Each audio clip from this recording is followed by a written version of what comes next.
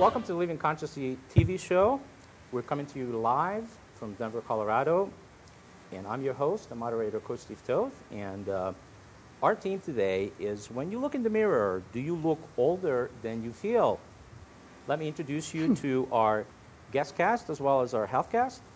And our guest cast today is Dr. Karen Deer. He is a facial plastic and reconstructive surgeon, and he's joining us from the beautiful place called Beverly Hills. Welcome to the show. Nice to be here. Thanks for having me. Awesome. And we also have Linda Dyer. And Linda Dyer is part of our HealthCast cast as well, and she's joining us from far, far away, Australia. Welcome to the show. Good morning. Thank you. Wonderful to be here. Great to have you. And in the studio, we have with us Janet Cook. Yep, I'm here. You're also part of our HealthCast. I'm also part, yes, I am. I'm here. And you here from Denver, from Aurora, actually. So Yep. thank you for being here. Thank you. Awesome. And we have one more cast member, and she is missing in action. And as soon as she shows up, I'll reintroduce her. So, my leading question is to Dr. Deer, and it is, what's more important, inside beauty or outer beauty? I think that's a great question to start out with. In discussing what the topic was going to be today, it is kind of an open-ended question. You know, when you feel older, or feel like you look older than how you feel on the inside. And I don't think it's what is more important, is beautiful on the inside or the outside. I think there just has to be a general match, that the way you feel, the confidence that you feel, the youth that you feel, is what's reflected back to you in the mirror. And sometimes people can get over what they look like on the outside because their inner beauty is so strong. But that has to match when they go outside and interact with the world and the family and friends around them. Sometimes maybe the outside doesn't match how they feel on the inside, and that's a whole different topic that we can catch up on today. So I don't think there's one that's more important. I feel like both should match. Interesting. Yeah, I always felt for some reason that, and I probably still feel this way, that inner beauty is slightly more important than outer. Because the outer beauty, I feel, can always be adjusted or fixed, especially when it comes to ladies. There are lots of products on the market. Am I considered one of the products that they can go to? Yes. But I don't, I think, not to say that you can't work on your inner beauty, but you can be very beautiful on the outside and maybe not so beautiful on the inside. And I think that's harder. What do you think? To change. Talking to me or Linda? For you, over there, yeah. So, I mean, I can answer that first. I think that, I always tell patients when they meet me that, yes, my credentials, I worked hard at getting where I was scientifically to get to the point that my opinion may be worth something. But I always open up and I kind of keep it for my consultations, is that when I was 16, I did undergo a nose job or a rhinoplasty. And so I've been through what happens mentally, what you're going through when at a certain age, what you don't like in the mirror and how you feel on the inside. I've been through that mental change and physical change. So I can really understand when patients come to me. And so I do get that niche of patients that I like to meet, is that when what they don't like in the mirror doesn't match how beautiful they do feel on the inside. So I try to keep myself in that zone of the people I would like to help, something I went through. But I think you brought up a great point, is that if you just have outer beauty, if you're just, what people consider the norm of beauty, and you are not maybe so much of a beautiful or loving person on the inside, yes, you have a disconnect, and that person is usually an unhappy person because they don't connect with the people around them. On the other hand, you have people who are very beautiful people, very loving people on the inside, and they don't fit the mold of what society may consider beautiful. And yes, you're right, they're beautiful people, but I think it's the outside world that actually is damaging them because they don't let that inner beauty shine. And so that's another situation to talk about. And sometimes people come to me, they say, can you just help me fit a certain mold or get closer to it so I can show the outer world my inner beauty so they give me a chance? So those are the kind of patients that I get. It's not the person who I like to call vapid or all they care about is beauty. That is, of course, the sadness of what a lot of people feel, that plastic surgery and facial plastic surgery, what road that goes down. Yeah. As a coach, I'm actually surprised no end by the number of beautiful people out there, stunning looking people, have a beautiful nature about them, and yet internally don't see any of that themselves. cannot see what we see in them as being that beautiful person, that kind-hearted person. Not only that, they're stunning looking. I have 5 coaching clients right now that are absolutely stunning looking women and don't ever feel in any way, shape or form that is part of their life. Something inside of them doesn't allow them to believe that. And Dr. Deer, when in your profession, do you have like a lot of women, and I'm going to say women, I know you probably may have men, but a lot of women that come to you that are just beautiful, and do you actually talk them out of surgery and maybe refer them to other places for therapy? Not because you don't want to tell your client you need therapy, but more in a gentle fashion of maybe there's some inner work that they need and some other support in their life, or do you just kind of work with them and just, whatever they want? How does that work? I think that, go ahead. Go ahead.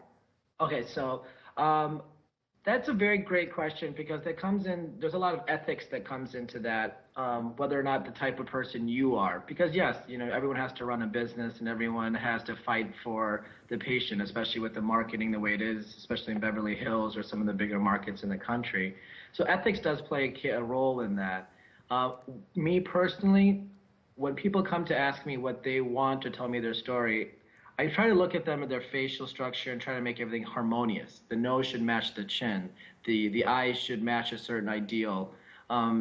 If the patient already has these, you already know right away that this is an internal problem they're bringing to you. You're more of a psychiatrist than you are a facial plastic surgeon. So absolutely, there are patients who come in with a nose that I think is actually harmonious to their face. And I say, I don't think I'm the person that's going to be able to help you. And maybe you hear some other consults of people I trust and respect their opinion, maybe go to them and get their opinion as well.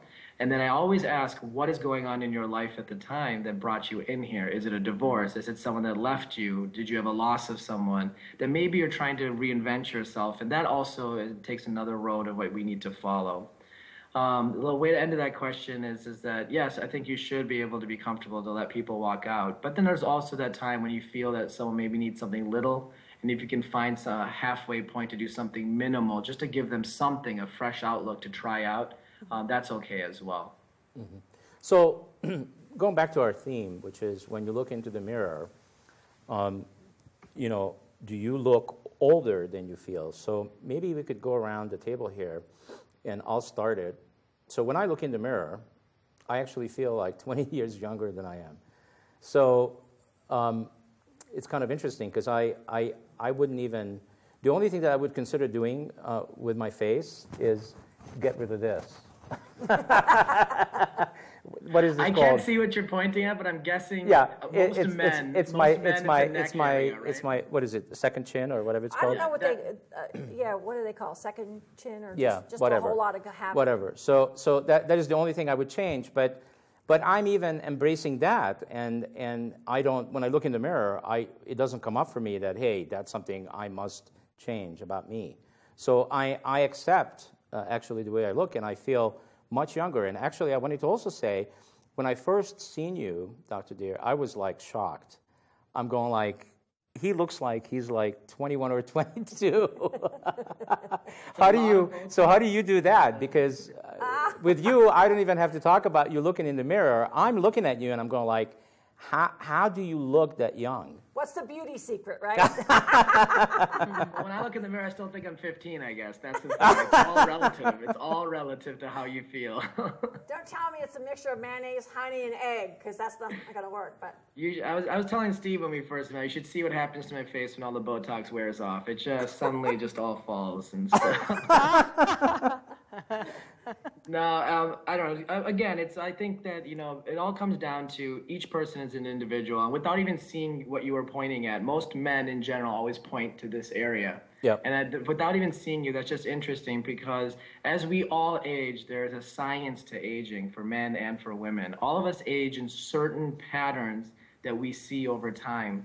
And I think when I look at my mom and dad, and we talked about it growing up, facial plastic surgery, there was an essence of the way you look was how you are as a person. The older you were, the more wise you were, and there was a certain kind of respect in the community or the village you got with that.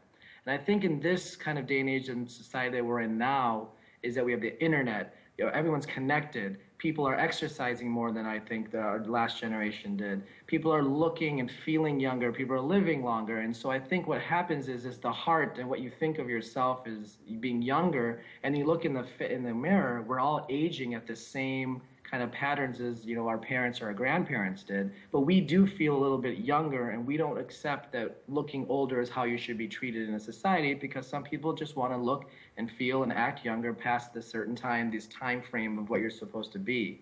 And that's kind of what's interesting when patients come and say, I don't feel tired, I feel great, I run every day, I feel youthful, I love my grandchildren, but when I look in the mirror, I see someone that's not what I see on the inside. And that's the type of person I say, let me do things that are natural, make you look the age you feel. But if you're 40 and want to look 20, I'm not your doctor. That's where we get in trouble with facial plastic surgery. But if you're 50, 60, and just, you know, want to look a refreshed 50, 60, you want to look the best 50, 60 in the group, hey, I can do that. Tightness is never going to be youthful. It's supposed to be volume and, you know, kind of natural and harmonious facial expressions. And that's what you need to focus on. Fantastic. Well, I know there's always, I'll answer the question. It's your turn. It's my turn.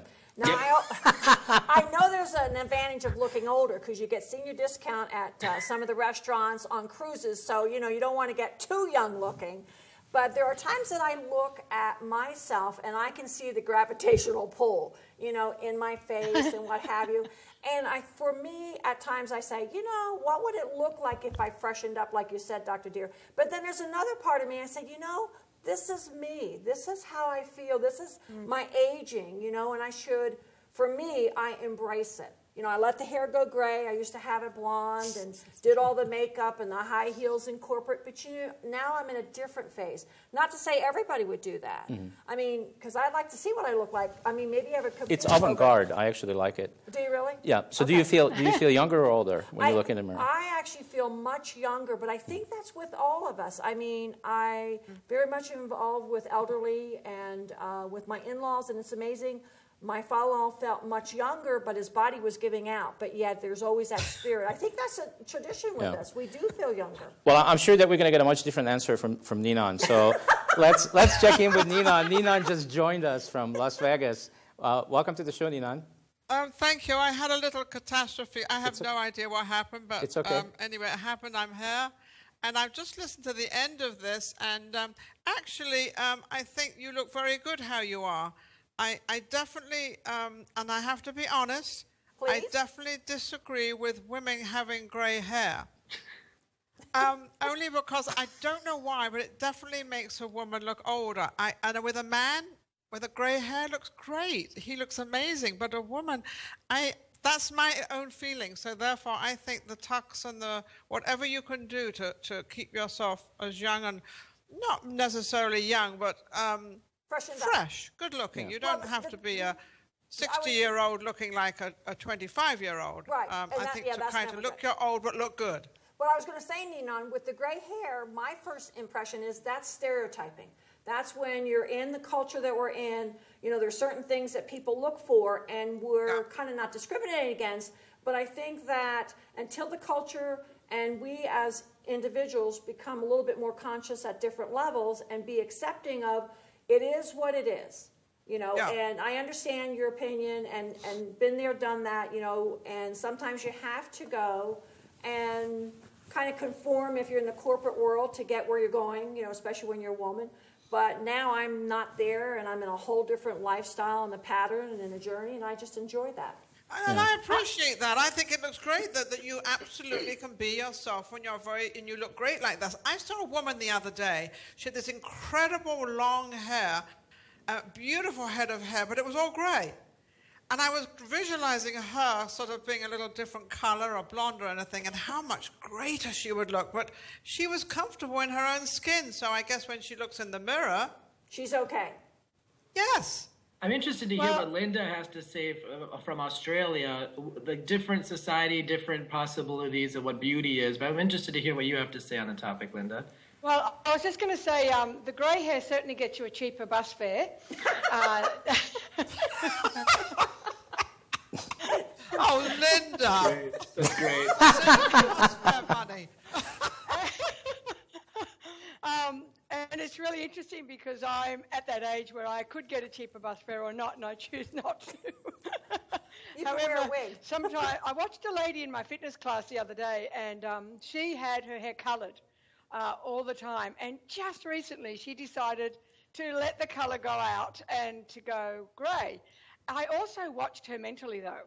It's just been an interesting journey, watching her face and watching her mentally sort of cope with the other people's opinions of her, and even the way she dealt with it. It was like, I don't know, if I'd done the right thing, and I could feel within her this pulling herself in, thinking, I don't know if I've done the right thing, and then finally embracing it. But this was over a few weeks, though. This wasn't just something that she did. And so, as you said, Nina, it was a process that she actually went through and then embraced. And like you, Janet, she is now, she travels a lot. She's retired and has decided just to go grey and retire.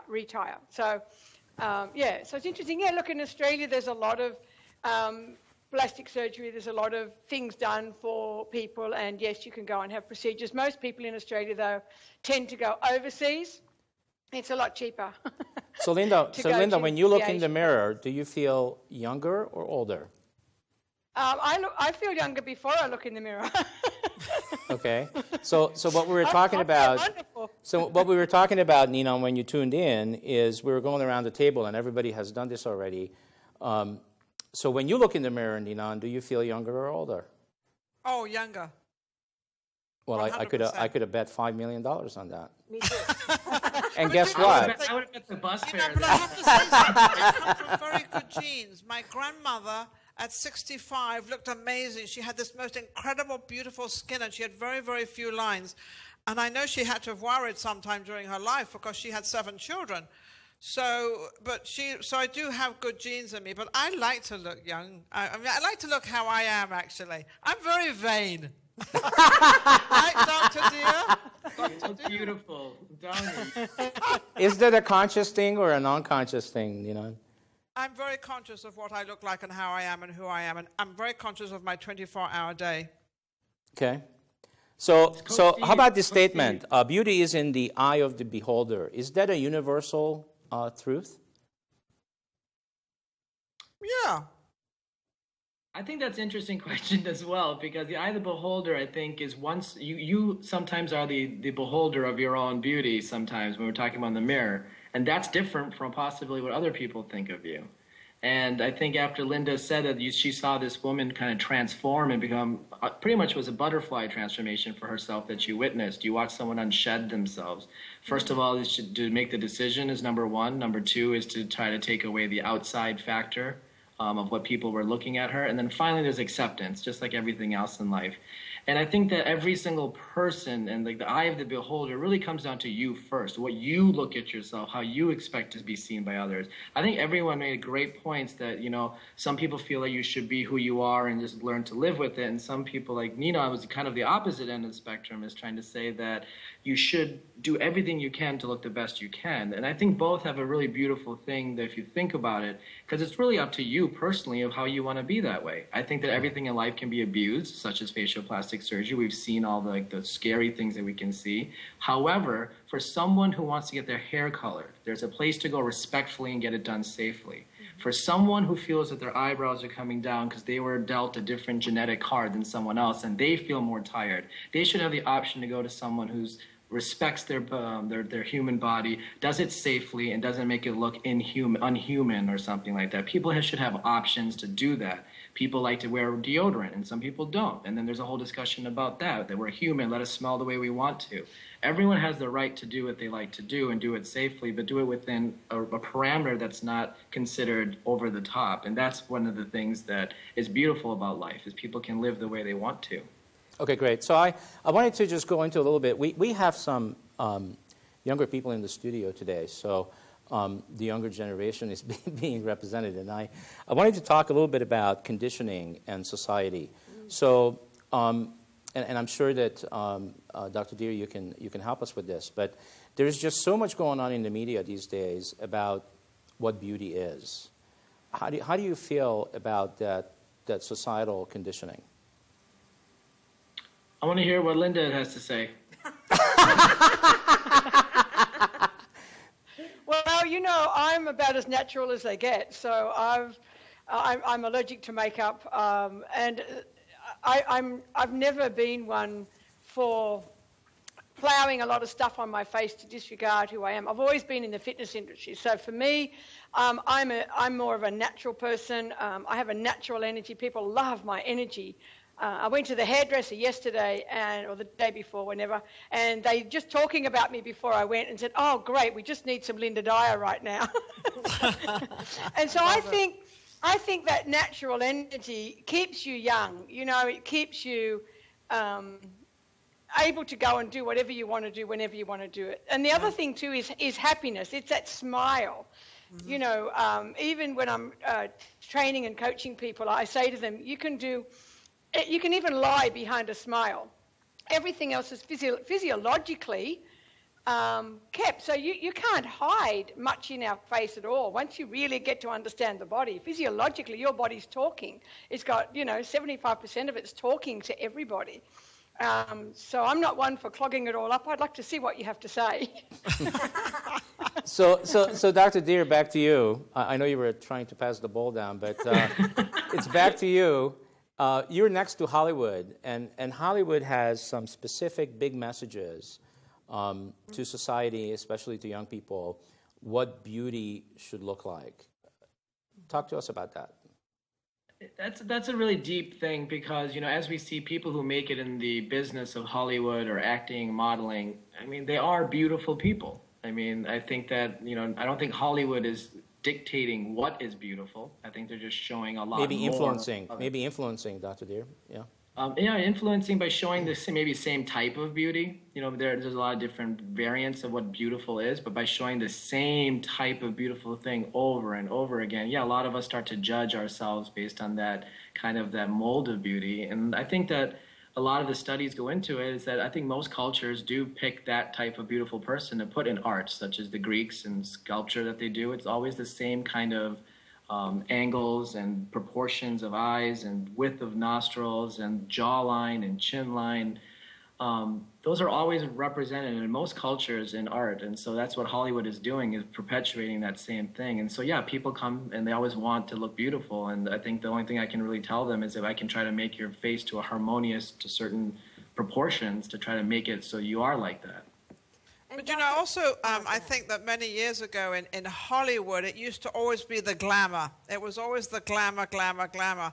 And I think actually in this day and age, we still have the glamour, but we also have let come in a lot of the natural acting and natural people. And you see that a lot in films, though you still got your glamour there too. But I think a lot of the natural, like Linda was saying, nice to be natural and to see that sparkle in the face, not covered up by some makeup or whatever. So I think that the trend has really definitely, and I think the younger generation did that by wanting to be a little bit more natural now.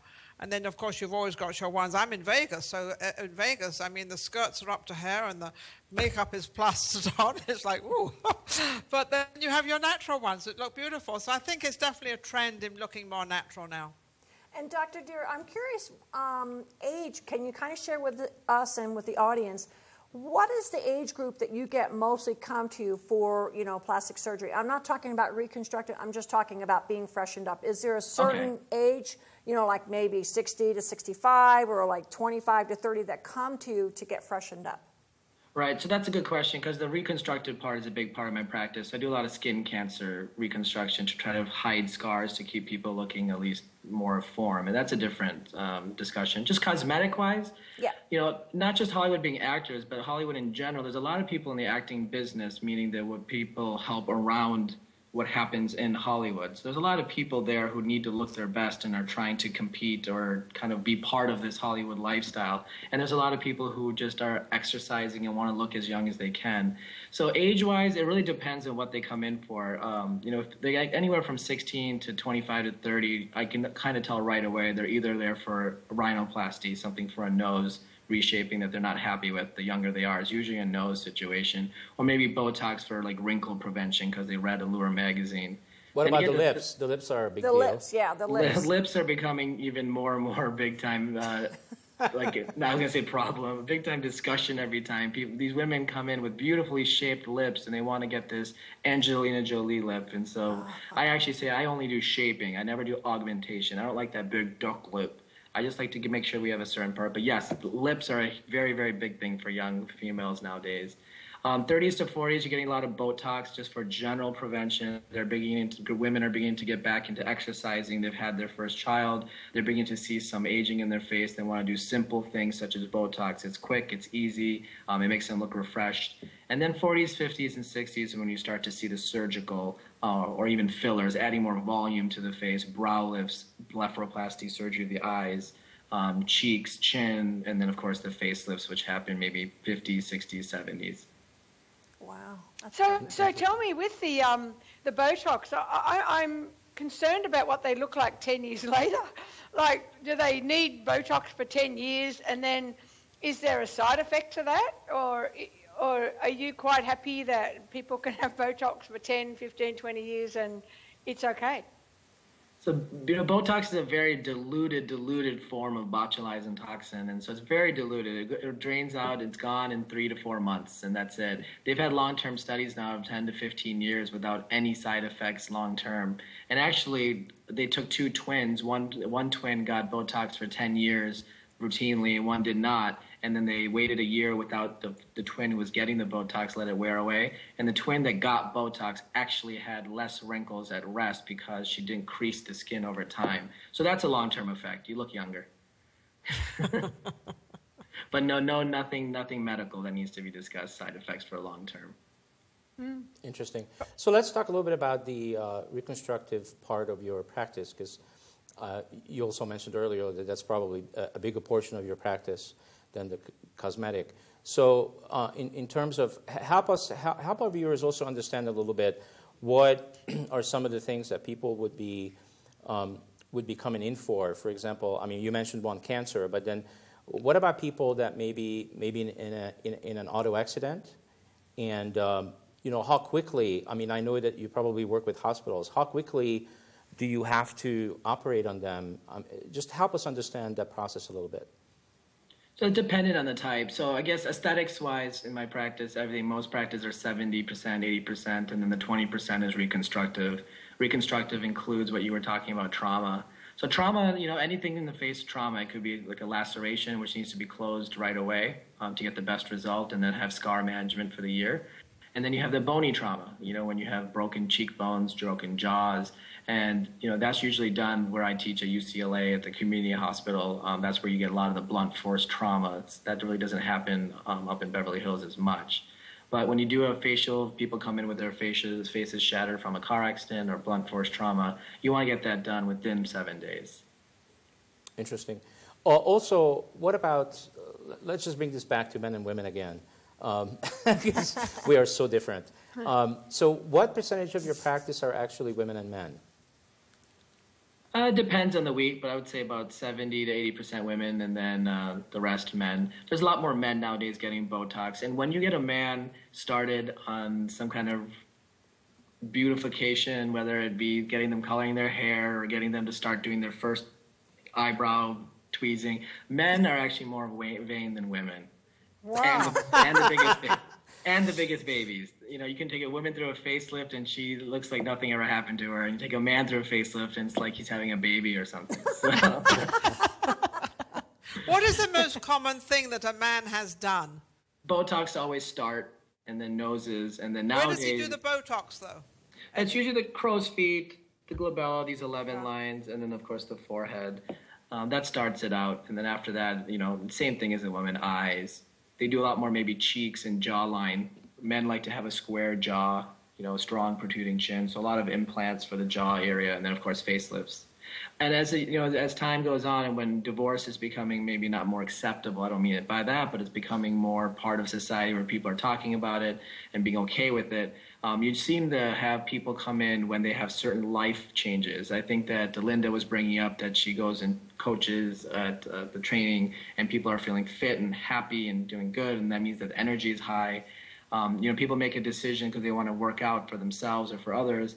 But there's also times when people haven't worked out because they've been in a relationship for a long time and they've felt good about themselves because they had someone there. And when they have this loss and they're back in this world, suddenly they haven't worked out and their face looks old. So they start to work out and they want to get their face done. So a lot of this time, people come to me as usually having some life change and they want to do something about it. Mm-hmm. Yeah, so I'm really curious about this, and you're the perfect person to clarify this for us. So I've seen some scientific information about the fact that a lot of the very beautiful women that end up on magazines, really famous magazines, on the front cover, they're extremely beautiful in terms of how they look, but in reality they feel ugly. And what I'm looking for from you, Dr. Deer, is do people actually come in to you like a really beautiful woman in their early 20s, and as far as you're concerned, there is absolutely nothing wrong. and she is actually talking to you about doing some things because she feels ugly. Does that ever happen? I think this is a really deep question because I want to hear what other people have to say, because I wonder if this type of patient you're talking about, it doesn't happen too often, but that type of patient, I wonder if that's the type of patient that I may see in 20, 40 years in a different light and be the one who's trying to either hold on to something. So, yeah, it does happen, but not exactly what you're saying, but it does happen. But I want to hear what everyone else has to say because I didn't go through the 20-year-old female's kind of condition. That was the point we brought up earlier when I said I had 5 clients that literally are like that. They're very beautiful, stunning young women, and however do not see themselves like that in any way, shape or form in the mirror. Now, one of those ladies was told by her mother as a child growing up that she was ugly, and why couldn't she be pretty like her sister? And so lots of emotional issues. And even though she was an extremely attractive woman, she had that self-talk all the time. Once we removed the self-talk as much as you can through the therapies I do, then her face started to change. Like I see people having a facelift once they've gone through some of these emotional techniques that release whoever they were hanging on to. Another lady, it was her father, a young lady, stunning looking woman. I didn't see that in the mirror and in fact wore really sloppy clothing, you know, like tracksuit pants and what we call Ugg boots out here. You know, she's on the farm and she dressed like the sheep. And yet she was the most beautiful looking woman. And again, she had father issues. Her father was a really tough man and wanted them to step into line. And see, everything was given to her as a child. Everything. So she had private schooling, she had whatever she wanted. And so she didn't feel that she could look that beautiful because she hasn't been through any stuff yet. No. Yeah, she said all the most successful people that she knew in the world went through stuff first, and they learnt from that stuff and then became successful.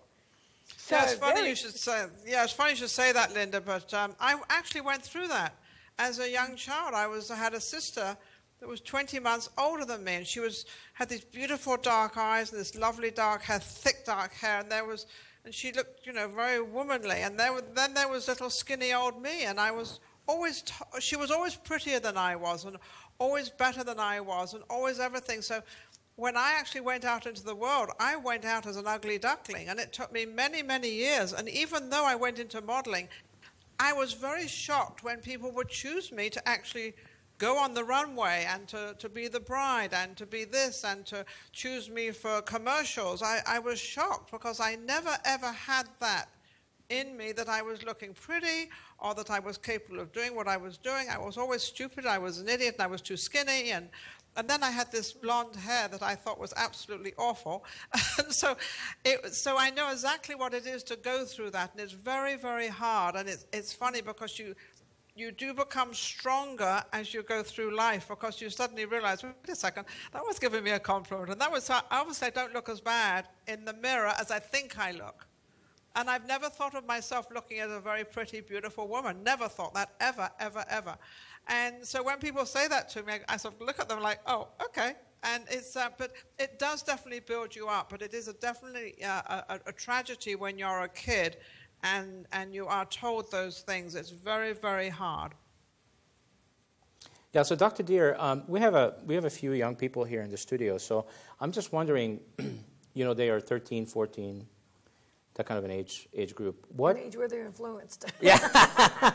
what could you say to them, and also, of course, all the other viewers out there on the internet and also in Denver on the cable channel, what could you say to them in terms of, I mean, they just beginning to really come into, I would say, releasing all their connections with their parents and becoming to their own personality, their independence. What would you say to them in terms of what to look for? What should they be looking for as they're growing and becoming older and older teenagers? What's important when it comes to beauty? I think that, I'll start, but I guess definitely want to kind of hear from the rest of the group too, because we all have kind of different things that we are doing. For the 13 and 14-year-olds who are in the crowd right now, I can just tell you that, I got into what I wanted to do for a bulk of my life, and there's a sense of satisfaction that if you just pick that one thing that you may enjoy doing, or, just kind of listen to that inner, thought process that you hear down here. If you just do everything to follow that and don't let anyone break that, you will be beautiful on the outside at the other end of this. You'll be beautiful because you feel good about yourself. You'll be beautiful because you're confident and you worked hard for it. I think that's what you should work on first at 13 and 14. There's going to be a lot of cruel people around your age because they're all competing for the same things that you are. And so just have your mindset that everyone wants the same thing that you want. So it's okay to hear some negative things about yourself, but you're going to grow. Keep friends with you close. College is going to be here one day. You're going to learn a lot, learn as much as you can. And just remember, someone told me that you're the average of the 5 people that you hang out with.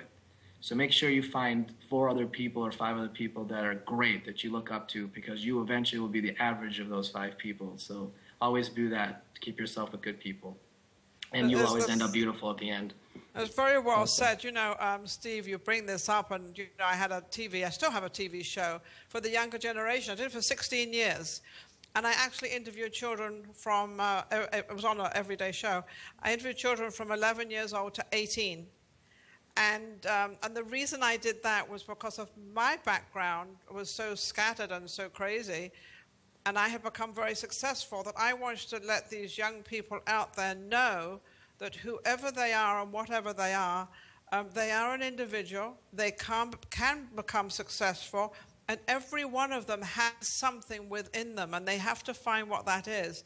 It doesn't matter what color you are. It doesn't matter what religion you are. It doesn't matter anything about you. You are that individual. You are that person, and make it grow as to what you want. And always feel good about yourself. And there is no competition out there. You are the competition, and you are just as good as they are. And whoever puts you down, don't listen to it. Just look at yourself and say, I'm going to make it, I'm going to do it. So, and you're absolutely right, Dr. Deer. Hang around people like when you play tennis, you want to play tennis with somebody better than you because you want to learn. Well, that's the same thing when you hang around your friends. How you dress, how you speak, how you handle yourself is who you are. So make sure that, you dress accordingly as to what you want and who you are. Yes, I agree. It's about loving you, for who you are, and that statement of mind over matter, we don't want it. We want mind and matter in love with each other. So, you look in the mirror, and it's not just your face. Look at your body and go, wow, I can do anything. I can be anybody. I actually don't believe that you need to compete with anyone. I don't believe in competition, full stop. I think that the 5% of the population that are really out there making it happen are the people who are creating everything. So go create, be that creator who just admires who you are, fall in love with you, because, then you will find that you send out a totally different energy. You meet then and attract totally different people that you really want to be around and aspire to. And one of the people you're aspiring to is yourself. Absolutely. Very well said, Linda. Yeah, I like what everybody said. It's so interesting that I actually have 4 grandchildren, and one of them is like 14 going on 15. And it's interesting in today's culture what I am aware of, her going to school and how the children, and I don't remember this when I was in school, maybe it's because I'm that old, I don't know, But I don't remember. I don't remember. You're not old. I know. Age is just a number. But I don't remember in school that they had such trouble of kids picking on each other, being bullied and saying hurtful things. And now with technology, they get you texting, they get you on Facebook, and that is a real struggle. And my heart really goes out to everyone that's experiencing that, because if they don't have a support person, if they don't have somebody like a great Dr. Deer that can talk with them and at least have them feel good about themselves, or if they don't have family or people in their life, you know, I think that's probably where we have people going suicidal and they go into emotional issues, and rightfully so, because they don't have that support, and that's so sad, you know. And I think with that whole topic, I mean, I guess you could do a whole nother show on that one, but it's so important, as each of us said, you really have to find your niche, you have to find out what you love about yourself, and really kind of disregard, put the earphones on and don't hear all those criticisms, because when people go and criticize you, they're jealous of you.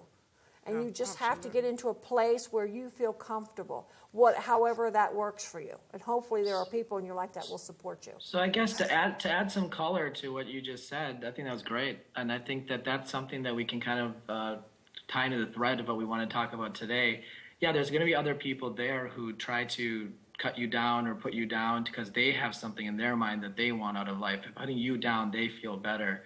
So if we go back to looking in the mirror and look how you feel, I think there's some things that you can do is to make sure that the person that reflects in that mirror is someone that you love because you love yourself. And I think a couple of those things have to start out with just general health. I think that working out, I think that getting those endorphins, and I think that not even working out, but also playing a sport. So you're interacting with other people with healthy competition, because at the end of a competition of sports, you shake hands at the end, and I think that's great. You can talk trash on the field because you're out doing something, but at the end of the sport, competition is over. And that helps people grow that, you know, in world of business, if it's the world of school, that, yeah, you can compete for a goal, but at the end of the day, you have to respect the other person as a human. I think that helps with the interaction, too. So I think health, nutrition, I'm sorry about the 13 and 14-year-olds in the crowd, but for the adults who are married, I think that a healthy sexual life also helps you with your inner confidence. And I think that those put together helps you reflect that person in the mirror as who you love.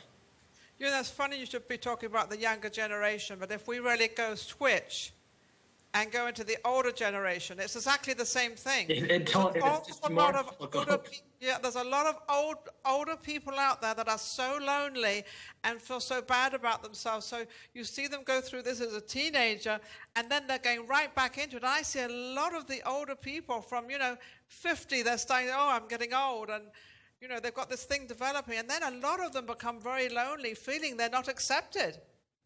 That's true. It's very much like what high school sounds like, or being 13. Some of the same issues and trends. Yeah. So what's the oldest person you've had, Dr. Deer? Oldest? Yeah. Oh my gosh, you'll be surprised. I get 95-year-olds coming in for Botox. And then asking for a prescription at the same time. Is it just like getting a cup of coffee? Like. I've come in for the trifecta: Botox, Viagra, and a coffee. The best part is people with gray hair usually have a little more money from their bus fare they're saving, so they put it in Botox.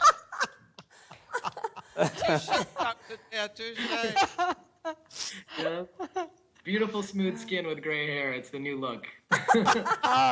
My dad's a classic. He's living with me on weekends, and he's 88. And he says, he comes out every morning and he goes, wow, that guy in the mirror in your bathroom, he just keeps telling me how amazing I look. That's great. There you go. Look how you feel in the mirror. That guy loves it so much. Linda, you dye your hair, don't you? Yeah, I have it colored, yeah. Yeah. So it's nothing, but it is a choice, even for men. Okay, so Dr. Deer, if somebody is watching this show, either they view it now or view it later, and they actually realize that when they look in the mirror, they actually feel older, what's the process that you would recommend to them to go through?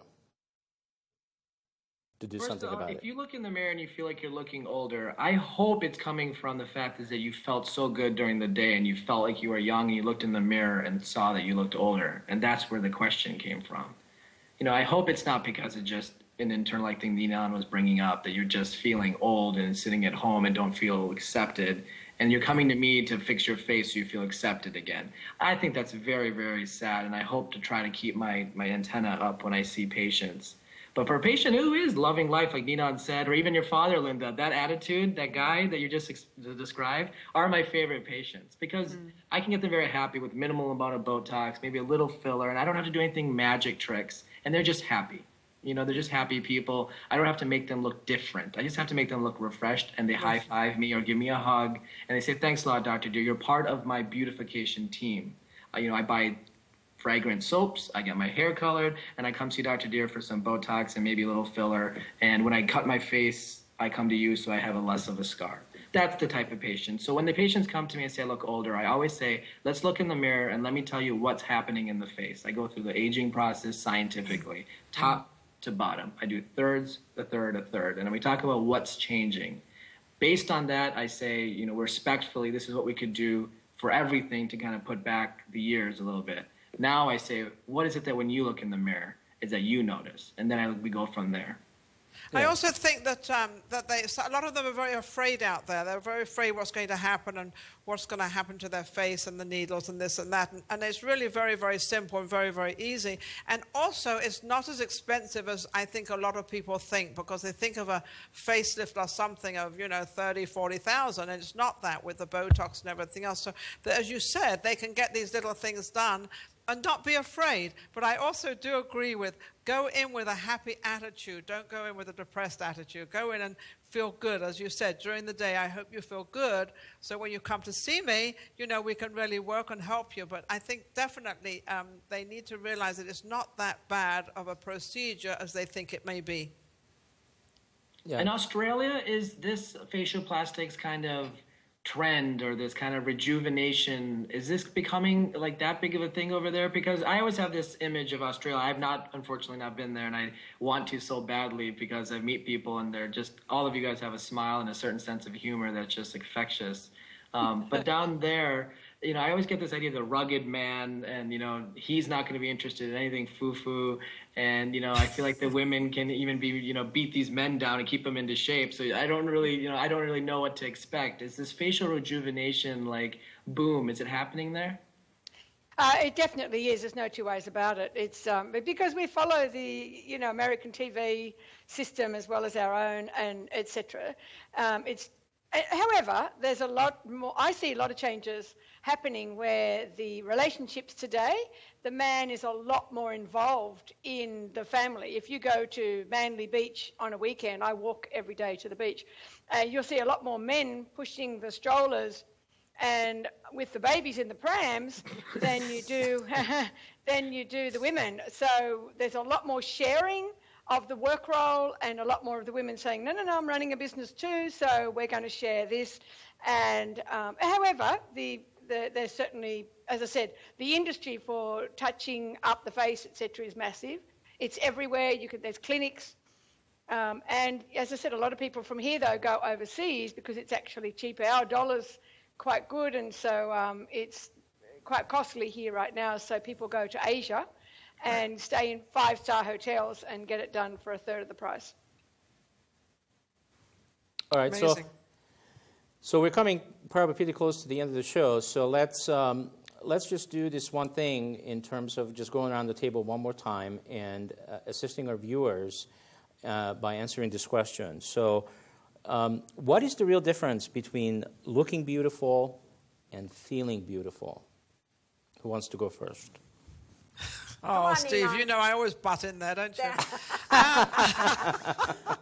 I think, actually, you really, first you have to feel beautiful inside. And I think to do that, there are certain things you have to do. And one, getting older, be careful how much you drink. That can age you. I think exercising, even if you hate exercising, I think it's very important. I think it's very important what you consume and what you eat. I think that is definitely who you are. And how you dress. And I think you put all this together, and then you've got the outside product. And that's when you need Dr. Deer to, if you want. I mean, some people don't want that, which is fine, still feel good about themselves. But I think definitely from the inside going out, and then the outside will take care of itself. Awesome. Yeah, I agree. I think, you are a product of the way you act and feel and think and drink. And at the end of the day, it's going to show on your face. Yeah. Yeah. Or in the morning. But what I love is that feel of feeling young and feeling that I can still do most things. And then sometimes I look in the mirror and remind myself that I am a bit older. However, it doesn't faze me because I just feel so good internally that I think that drives our behavior. Yeah. How many 13 and 14-year-olds do we have in the crowd? Just curious before I answer. I want to preach a little bit, and I want to make sure it's not. We're on cable, so yeah. No, I think that it's first of all, I think every person should find out and ask themselves what they're good at, and when they feel they found what they're good at, try to be the best at that one thing that they feel they're naturally good at. Having a little bit of confidence in yourself, even at your worst and darkest hours and you're depressed, if you focus on that one thing you know you're the best at, it does help with getting you back up and standing up. So find out what you're good at and really hone in on making a profession out of it. When I get down, I really love operating. I love surgery. I love it. And I focus on it. I read about it. And even when I'm down, at least I know I can bank on that. I have that and no one can take that away from me. So be good at something. Find something you're good at. Number 2 is never stop finding things that you want to be good at.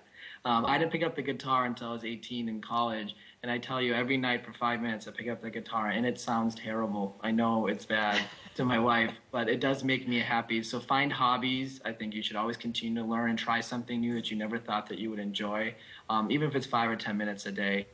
That's some of the things that help you feel good about yourself through when things change, because all of us will go through problems with downs and ups and downs over the years. And every decade, with my patients, I find out that every decade has certain different themes and different modalities, and I've been lucky to deal with all of them, so it helps me kind of judge myself. So always just try to find new things to learn, and obviously exercise. I'm telling you, every single generation, decade, the people who exercise and say they exercise a lot, guaranteed are the happiest patients I have. Awesome. You, Janet? What was the question? I'm going to pass the ball. I see that you've been paying attention. No, I was, Okay. but I want to make sure I answered it. It was the difference between inner beauty and... What's the difference really between looking beautiful and feeling beautiful? For me, looking beautiful and feeling beautiful, the feeling beautiful has to be the emotional issues I work every month for my own self-help and for therapy. And looking beautiful, I have to say, sometimes I look in the mirror and I said, oh my gosh. But I think that's just, I think, a daily thing for looking beautiful. It's just basically, just doing my little hot bubble bath and maybe just relaxing and just going swimming and such like that. That's probably my routine. Yeah. Yeah. Right. So what I want to say about it is, and I actually want to speak to the younger generation. So as I remember when I was in my teens and in my early 20s, there's a lot of things that I didn't concern myself about, and I really didn't get it.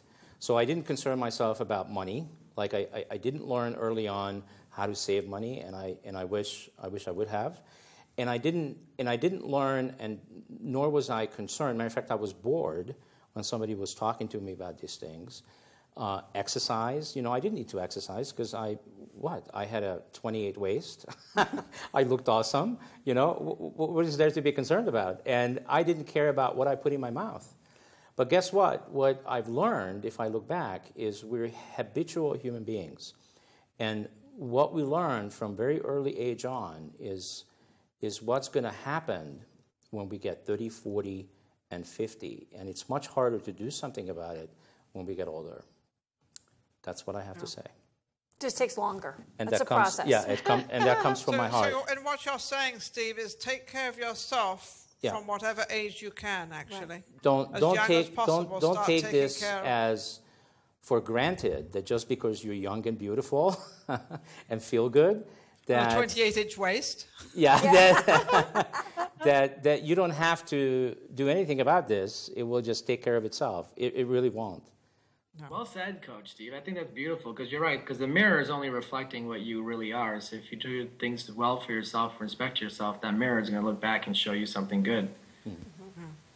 Dr. Deer, if anybody wants to get in touch with you, how do they get in touch with you, our audience out there? How can they find you? So I know you you're can- in Beverly Hills. They come drive up. Okay. Well, actually, we're at the end of the show. They can. Dr. Deer's website is on our Living consciously. outro, and it's also on our intro, so they can just get it there. I actually need to finish the show because we're running out of time. So if you, what I want to say to the viewers, if you have heard anything today or experienced anything today that touched, moved, and inspired you, please go to our website at livingconsciously.tv and get in touch with, just sign up for the membership site, which is free, and our cast will assist you. And, of course, always come back every Saturday, same place, same time, on Living Consciously TV, www.livingconsciously.tv.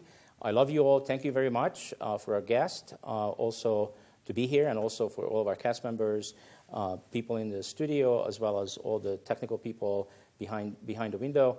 Thank you all. I love you all. See you next week, same place, same time. Thank you, everyone. Thank you very much. Thank you.